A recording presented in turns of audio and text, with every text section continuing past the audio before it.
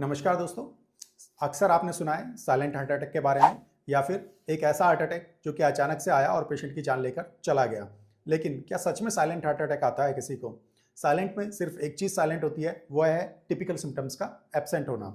मतलब कि जो हार्ट अटैक जिसको कि ज़्यादातर लोगों ने सुन रखा है कि ये लक्षण है जो कि हार्ट अटैक के होते हैं, उनका अनुपस्थित होना ही साइलेंट हार्ट अटैक में साइलेंट होता है। बाकी व्यक्ति को किसी न किसी प्रकार से हमारी बॉडी यह संकेत दे रही होती है कि आपको हार्ट अटैक आया है और आपको नज़दीकी स्वास्थ्य केंद्र पर है जो कि पहुंचकर उपचार लेना चाहिए।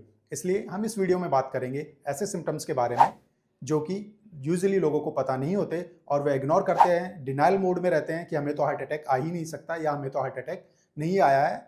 और साथ ही साथ उन सिम्टम्स के बारे में बात करेंगे जो कि आपको ऑलरेडी पता है। सबसे पहला सिम्टम मैं यहाँ पर बताना चाहूँगा डिस्निया। डिस्निया मतलब सांस लेने में तकलीफ होना।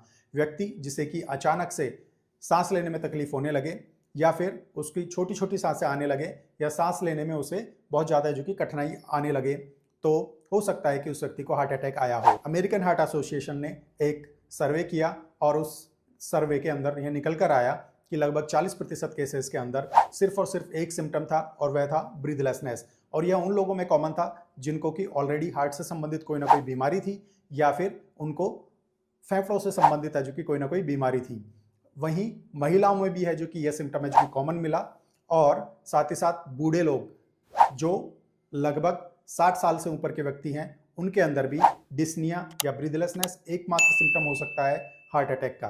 अपने छाती में दर्द होना या फिर चेस्ट पेन होना एक दूसरा सिम्टम है। लेकिन क्या सिर्फ चेस्ट पेन होने से ही किसी व्यक्ति को हार्ट अटैक के बारे में कहा जा सकता है? तो नहीं, बिल्कुल नहीं। उसके कुछ जो पेन जो होता है उसकी कुछ क्वालिटी होती है, उसके बारे में हम आगे विस्तार से जानेंगे।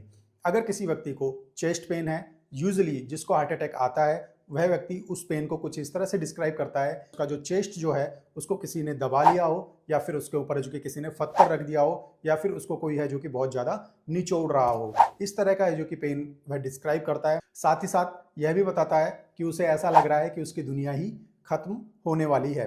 कई बार जो पेशेंट है वह बर्निंग सेंसेशन मतलब जलन का भी है जो कि बताता है कि उसे जो कि यहाँ पर छाती में जलन हो रही है।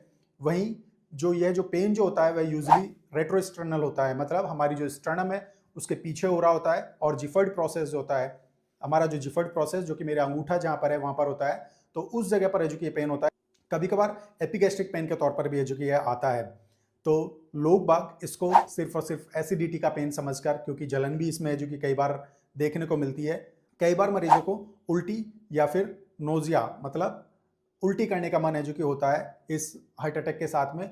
तो लोग बाग सोचते हैं कि हमें तो सिर्फ और सिर्फ गैस्ट्रिक प्रॉब्लम है और हमें तो कुछ हुआ ही नहीं है, इसलिए सिर्फ एंटासिड लेते हैं और घर पर रहते हैं और अपनी जान से हाथ धो बैठते हैं। ये जो छाती का पेन है यह हमारे कहाँ पर है जो कि जा सकता है?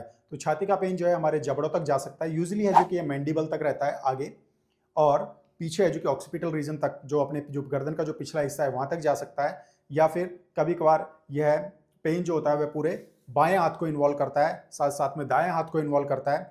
और कभी कभार हमारे जो कि महिलाओं में अक्सर ऐसा होता है कि यह पेन जो है यह बैक में है जो कि रिफ्लेक्ट होता है।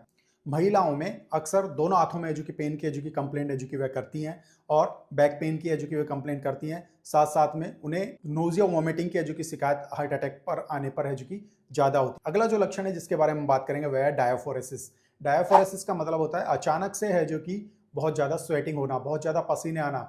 व्यक्ति खड़ा था या फिर कोई काम कर रहा था, इतना भी काम नहीं कर रहा था कि उसे इतने ज़्यादा पसीने आने लगते हैं कि वह समझ नहीं पाता, वह उसको एक्सप्लेन नहीं कर सकता, उस फीलिंग को एक्सप्लेन नहीं कर सकता। उसे यही लगता है कि उसकी दुनिया खत्म होने वाली है, सब कुछ खत्म होने वाला है, और अचानक से उसे इतना ज़्यादा पसीना आता है कि उसको और कुछ भी समझ नहीं आता और वह उस फीलिंग को है जो कि वह व्यक्ति एक्सप्लेन नहीं कर पाता है। तो यह भी एक सिम्टम हो सकता है हार्ट अटैक का, क्योंकि जैसे ही हार्ट अटैक आता है तो हमारा जो सिंपैथेटिक नर्वस सिस्टम है वह काम करने लगता है और उसके एक्टिवेशन के कारण व्यक्ति को अचानक से पसीना आने लगता है। वहीं चेस्ट में टाइटनेस भी है जो कि फील हो सकती है और नोजिया वॉमिटिंग का मन भी है जो कि कर सकता है। इन सब सिम्टम्स के साथ साथ में अगर व्यक्ति बेहोश हो गया है या फिर कन्फ्यूजन स्टेट में चला गया है तो प्रोबेबिलिटी है कि व्यक्ति को हार्ट अटैक आया हो। वहीं अचानक से है जो कि व्यक्ति बहुत ज़्यादा कमजोरी महसूस करने लगता है, अभी तो आराम से बैठा हुआ था और अचानक से उसे लगने लगता है कि यार मेरे शरीर में तो कुछ बचा ही नहीं है, पता नहीं हो क्या गया है, बहुत ज़्यादा कमजोरी महसूस हो रही है, मैं तो चल भी नहीं पा रहा हूँ। इस तरह के अगर सिम्टम्स आ रहे हैं तो हो सकता है कि व्यक्ति को हार्ट अटैक आया हो। आधे से ज़्यादा लोग जिनको कि हार्ट अटैक आता है, जिसे कि कॉमन भाषा में ज़्यादातर लोग साइलेंट हार्ट अटैक बोलते हैं, वो अपने इग्नोरेंस के कारण मारे जाते हैं, क्योंकि उन्हें ज़्यादातर को सिम्टम्स समझ ही नहीं आते कि उन्हें हार्ट अटैक आया है। और कई बार चूंकि यह घटनाएं व्यक्ति के जगने के तुरंत बाद में होती हैं, 2 से 3 घंटे के अंदर होती हैं, या फिर ज़्यादातर जो कि मॉर्निंग आवर सुबह 2 से सुबह 6 बजे के बीच में जो कि हार्ट अटैक कॉमन होते हैं, तो वहाँ पर व्यक्ति इसको इग्नोर करके सो जाता है या फिर इतनी जहमत नहीं उठाता कि नज़दीकी स्वास्थ्य केंद्र पर पहुँचकर अपनी जाँच करा ले। वीडियो को देखने के लिए धन्यवाद।